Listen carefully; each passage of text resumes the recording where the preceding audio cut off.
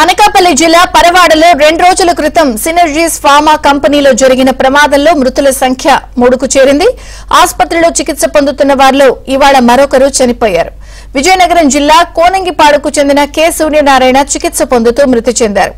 ప్రమాదం జరిగిన రోజు 4గురికి తీవ్రంగా గాయాలు కాగా ఇప్పటివరకు 3 మృతి చెందారు.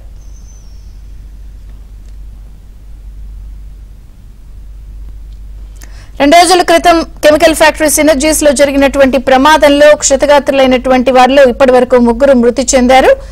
మరిన్ని వివరాలు మా ప్రతినిధి రామకృష్ణ అడిగి తెలుసుకుందాం. రామకృష్ణ, విజయచంద్రిక అనకాపల్లి జిల్లా జవహర్లాల్ నెహ్రూ ఫార్మా సిటీలోని ఎనర్జీని యాక్టివ్ ఇంగ్రీడియంట్స్ లోని ప్రమాదం జరిగింది 2 రోజుల కిందటే.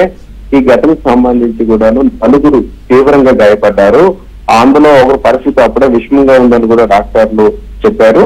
అయితే చికిత్స అందించారు కూడాను. అదే అలా నలుగురిని కూడా విశాఖపట్నంలోని ఒక ప్రైవేట్ ఆసుపత్రిలోని మంచి వైద్య చికిత్స కూడా అందించారు. అయితే ఆ తర్వాత ఒకరు చనిపోయారు. అలాగే చికిత్స పొందుతూ నిన్న రాత్రి ఒకరు, తర్వాత ఈ రోజు ఒకరు చనిపోయారు. దీంతో మొత్తం మృతుల సంఖ్య మొత్తం 3కు చేరింది. ఇంకా ఒకరికి చికిత్స అందిస్తున్నారు. వారి పరిస్థితి ప్రస్తుతానికైతే బాగుందని డాక్టర్లు చెప్తున్నట్లు మనకి సమాచారం అందుతుంది. ఈ రోజు విజయనగరం జిల్లాకు చెందిన సూర్యనారాయణ అనే వ్యక్తి చనిపోయారు.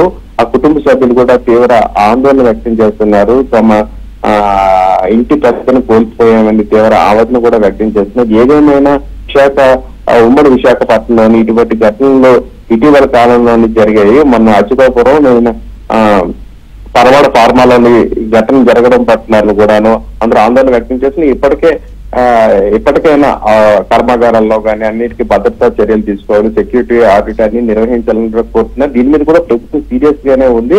మృతులు కూడాను వారు కుటుంబ సభ్యులు కూడా ఆవేదన వ్యక్తం చేస్తున్నారు. తమను కూడా ఆదుకోవాలని కూడా కోరుతున్నారు. అయితే ఇదే అంశం మీద కూడాను ఈ రోజు మరి కాసేపట్లో అంటే 11 గంటల కేజీహెచ్ దగ్గర కూడా వామపక్షాలందరూ కూడాను ఇదే అంశం మీద వారు ఒక నిరసన కార్యక్రమాన్ని చేస్తున్నారు. మొత్తం మీద అయితే ఈ ఘటనలోని 3 చనిపోయారు. ఒకరికి చికిత్స అందుతోంది. విజయచంద్రిక. థాంక్యూ రామకృష్ణ.